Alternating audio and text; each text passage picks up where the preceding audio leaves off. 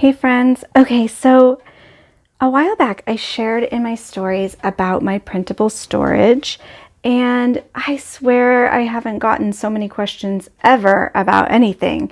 And so I thought I might as well go ahead and make a quick little IGTV video to kind of show you my setup. So I will show you where everything gets stored in a minute, but the first thing that I wanted to show you, and I have you on this little janky tripod that does not really want to stay still. The first thing I wanted to show you is that while in use, the previous or the current month's collection, because I cut out every single one of my collections to do videos and to use throughout the month. So during the month, they sit together and they sit right here on top of this library filing cabinet that I spray painted blue, got it at Goodwill Outlet next to June the calculator. And they just sit there in a little muffin tin. And I have this wooden box that I've started using. It is just something that I got at Craft Warehouse. I bought it because it was nice and inexpensive. And I like that it's just subtle.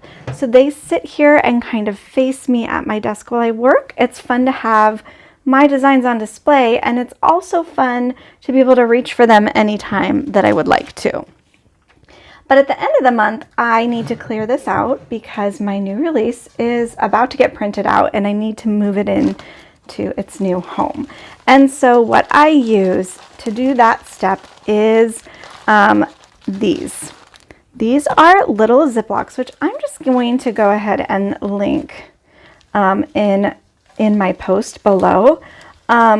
But these are little Ziplocs, and I ordered them on Amazon, so I link you to the exact one if you'd like.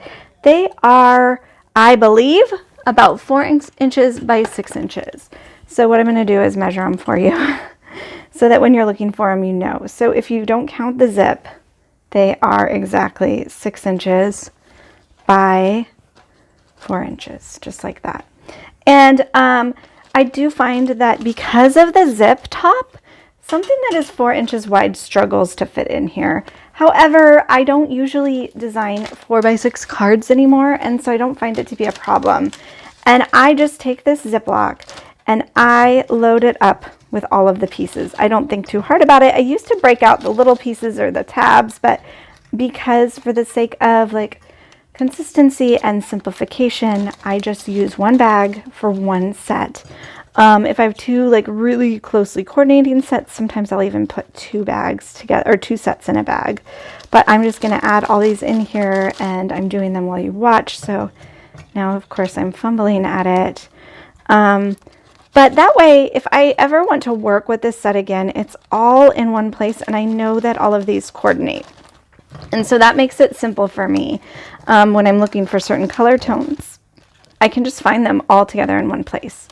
Or if I'm working with a new collection that I know matches one of my older collections, I can pull it out. So all of it, tabs, everything, just goes straight in this bag. Now this container has my bigger items in it. I'm going to back it up here. So patterns go in here, word strips go in here, patterns, and some of my patterns I have already cut down because I used them for projects. So anything that is cut down, I'm just going to also stick in the bag. So these are all my cards. They'll just go in the back of the bag, as well as strips. This is going to be too big, so I'll put it in this pile. There's another strip. And I'm just going to slide these back into my bag. If there is something that sticks out of the top of the bag, I only worry about it if I think it's going to be too tall for my drawer, and I'll show you what I mean in just a minute.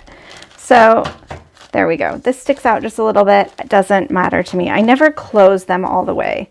Then I just stack my pattern papers up, and as you can see, I've kind of like gone to town on my pattern papers, but I'll still just, for the sake of just having them together, I'll stack them all up. These are some little strips. Sometimes I would throw this stuff away, but I think I'm just going to put them all in my folder, in my little Ziploc. I appreciate things I don't have to overthink. So that's what's happening here. And I'm just going to slide them in the back because you didn't need to see them. So one thing I do want to mention is oftentimes my word fetty strips, not every collection has a word fetty strip, but often it does.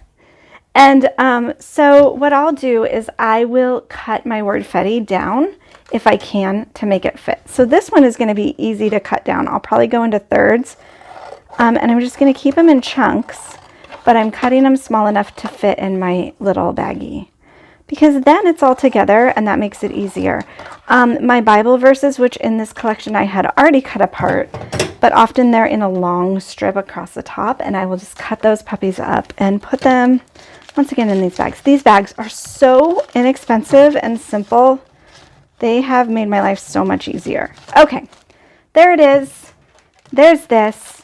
My containers are empty. Now I get to show you the next part, which I'm gonna just see if I can re-angle my, so if you look at my, oops, my phone thing fell down. So if you look here, I have this drawer that has like, oh, there's a cord hanging out. This is my IKEA set of drawers that I put all my like office supplies in.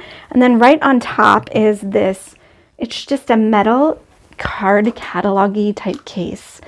And I bought it and I spray painted it this bright color. And we're gonna try to put you guys back. See if it will work.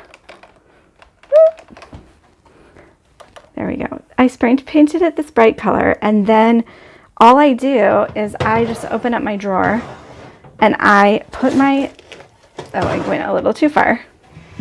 There we go. I put my newest collection. I'm trying to put the newest one in the front, although I haven't been very organized about that.